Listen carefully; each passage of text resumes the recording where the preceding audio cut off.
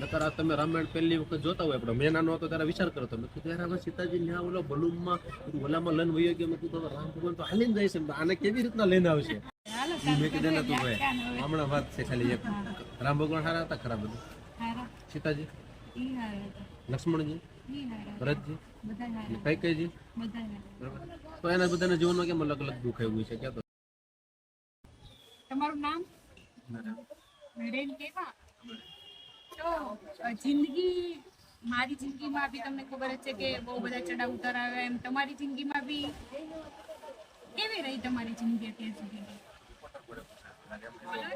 તમારી જિંદગી કેવી રહી તમે શું શું કર્યું કેવા દિવસો હતા અત્યારે કેવા છે કેવા કેવા દિવસો પસાર કર્યા સર તો હકીકત એ તો યાર બહુ ખરાબ દિવસો પસાર કર્યા જરાક થોડું ઘણું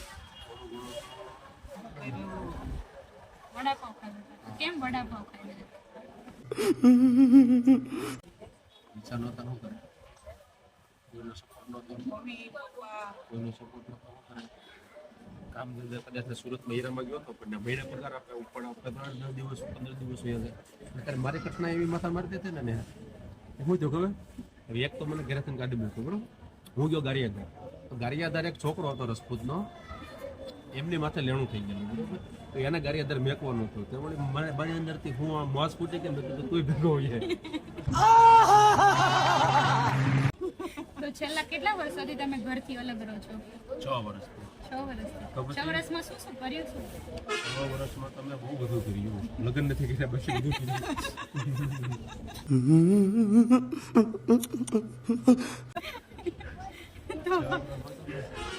બહુ બધું કર્યું તો ખરાબ ખરાબ શું હતું સારું શું હતું ખરાબ તો બસ 2018 એક મારા ખ્યાલથી ખરાબ હતું 3 4 5 6 મહિના નીકળી બાકી તો પછી સ્ટેન્ડ વાલે હાલો બસ સ્ટેન્ડ વાળું કે કયું બસ સ્ટેન્ડ તો રાતે બસ સ્ટેન્ડ હતું તો બસ સ્ટેન્ડ કે સુરત તો ઓલો વડાપાવ ને એવું બધું ખાતો તો કુવાનો નથી વાંધો આવ્યો અચ્છા અચ્છા પછી થોડોક 2018માં સુરત હતો ત્યાં રહ્યો થોડોક ટાઈમ પછી ત્યાંથી વયો ગયો તમિલનાડુ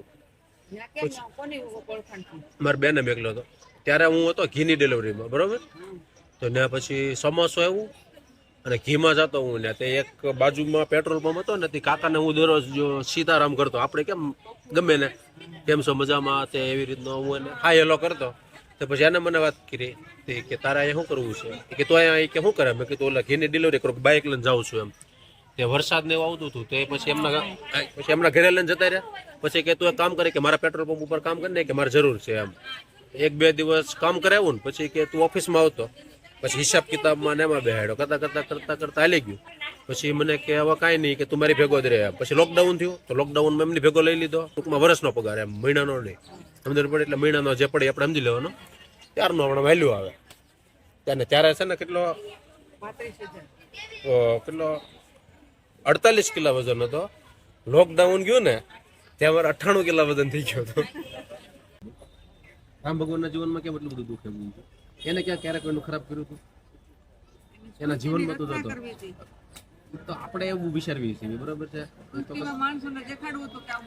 એના જીવનમાં જે દુઃખ આવ્યું બરોબર છે એ આપણા માટે જ હતું એ આપણે જ છીએ હું તું જ છીએ સીતાજી છે ને તું જ સમજણ પડે તને કે જીવનમાં તમારે ક્યારેય પણ દુઃખ આવે તો તમે એના પાછી તમને મોટિવેશન મળી જાય તમને પછી આમ જીવન જીવવાની ઓલી મળી જાય બરોબર કે ગમે ત્યારે ટૂંકમાં આપણો સૂર્ય ઉદય થાય ખરો એમ ફ્યુચરમાં ન થાય એવું નહીં હોય એમ નકર આ તમે રામાયણ પહેલી વખત જોતા હોય આપણે મેં નાનો હતો ત્યારે વિચાર કરતો મેં કીધું યાર હવે સીતાજી ન્યા ઓલો બલૂનમાં ઓલામાં લઈને વયો ગયો મેં કીધું રામ ભગવાન તો હાલીને જાય છે આને કેવી રીતના લઈને આવશે આ શક્ય જ ન બની શકે મેં કીધું હવે સીતાજી શું થાય ત્યારે હકીકતમાં હું એકલો વિચારતો રહતો મેં કીધું હવે તમે કીધું યાર ભગવાન કીધું રામ મેં કીધું યાર બિચારા એમાં તમે અરુણ ગોવિલને તો જોશ ને તો રૂપાળા નામ કુડાવા મસ્ત લાગતા વિચાર તમને આવડતા છે બિચારા મેં કીધું કેવા પૂણા હાથ છે મેં કીધું બોલો મૂસી વળો કાંઈ નહીં થાય હવે કીધું યાર ત્યારે હું રોતો નાનો હતો પણ તોય નો એના પુલ બાંધેલું લઈને બી આપણા માટે જ હતો સૂર્ય ઉદય થાય ગમે ત્યારે ન થાય એવું નહીં એ મોટા તને સમજાણું ઘણું ખરું ઘણી કરી રામાયણ છે ને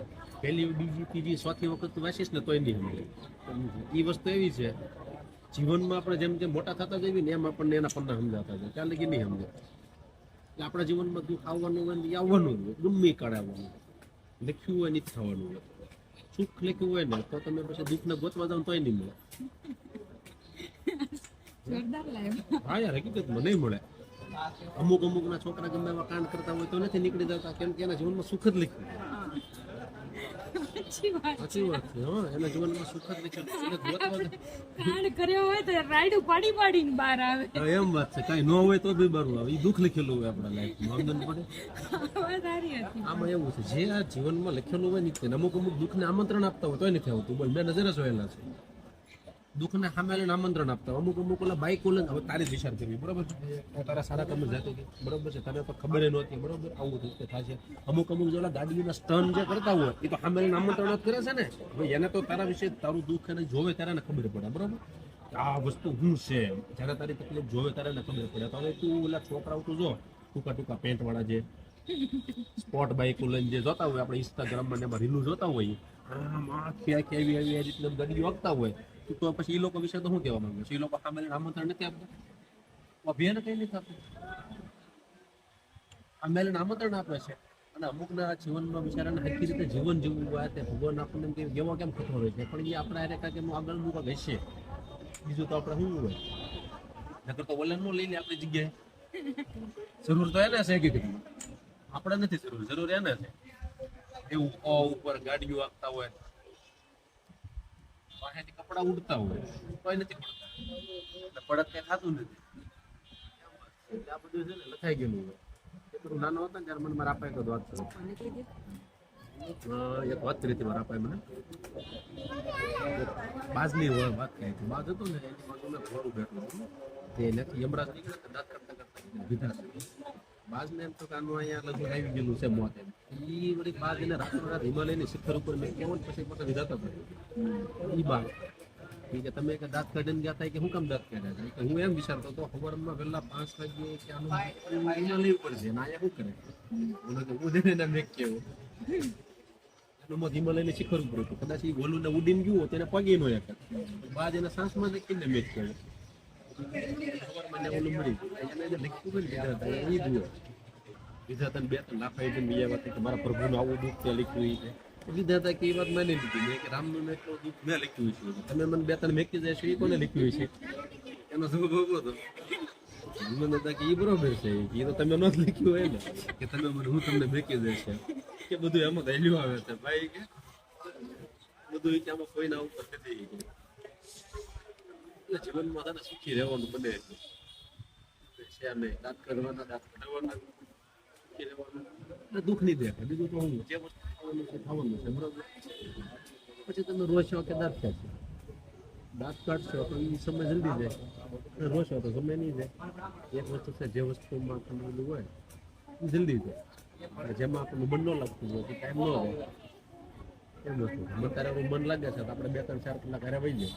અમુક એવું પાત્ર બને એને આપણું ગુરુ હોય બેસવું હોય તો ન થાય. એક દિવસ કે 1 કલાક કાઢવું હોય તો જ ન થાય. એમ વસ્તુ છે. ક્યાં ફરી આવ્યા?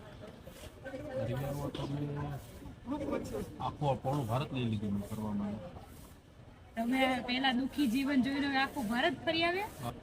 તમિલનાડુ આવ્યો ત્યાંથી પછી ધીમે ધીમે ધંધો બંધો બધું જોબ સેટ થઈ ગઈ. પછી તો હરખી રીતે તો હવે તમે ઘરે જાઓ છો? નહીં, નથી ગયા. જવાની ઈચ્છા કરી? નથી. તો હવે તમારે કેટલું સામ્રાજ્ય બનાવવાનું છે? સામ્રાજ્ય તો શું સામ્રાજ્ય? આ બધું કાર્ડ બધું પાઇપી પેક તો કરાવતું હોય. આપણે તો કોઈક પેટ હાટવા કામ કરતા હોય, આપણે આમ જઈએ કોઈક અમેરિકા જતા હોય, બધું પેટ હાટું ચાલતું હોય છે. તો ત્યાં તમે તમિલનાડુમાં મજા આવે છે? મજા આવે ને. હવે તો એમ લાગે એ જ ઘર છે અને હાથો હાથો એમ લાગે છે એ જ ઘર છે. તમિલનાડુમાં તમારું રેગ્યુલરનું શેડ્યુલ શું હોય? શું કરો ઉઠીને જાગવાનું 5 વાગે, પછી દોડવા જવાનું, પછી સાયકલ લઈને દોડવાનું, સાયકલ હાંકવાની, પછી નાહી ધોઈ મંદિરે પગે લાગી, પછી જોબ ઉપર જતું રહેવાનું, ઉપર જોબ શરૂ થઈ. પછી નક્કી ન હોય ટાઈમ પર ફિક્સ થતો જ ન હોય. કોઈ વાર 8 દિવસમાં 2-3 વાર એવું બને, રાતે 10-2 વાગે 11-2 વાગે. પછી બસ એ જ રૂટીન રોજનું છે. કામ કરવાનું, ફરવાના ટાઈમે ફરવાનું, બસ ત્યારે આમ જલસા કરો. દુઃખી થાવ તમે હવે? નહીં, દાંત કાઢવાના દાંત કાઢવાના એની સિવાય બીજું કઈ કરવાનું જ નહીં. દુઃખી શું છે? આમની કહાની આપણે સાંભળી લીધી, સરસ હતી, દુઃખી સુખી, પણ ખાલી 6 મહિના દુઃખ સહન કર્યું એટલે વધારે દુઃખ કહી નથી શકતા આપણને. હા બસ એ તો ભાઈ દુઃખ તમે એનો સામનો ન કરો તો પછી વધારે તો હજી દુઃખી જ કહેવાય. સામનો કરતા આવડી જાય તો દુઃખ બદલી જાય. વાહ, બસ મેન વસ્તુ એ છે જ્યાંથી તમને સામનો કરવાની શક્તિ મળી ગઈ એટલે સમજી લેવાનું તમારું દુઃખ નથી હોય દુઃખી તો તમે તો દુઃખી દુનિયામાં કોણ છે કે નથી હા. બરાબર છે તો પછી આપણે अब तुम लोग गलती से अगर नए हो तो सब्सक्राइब करो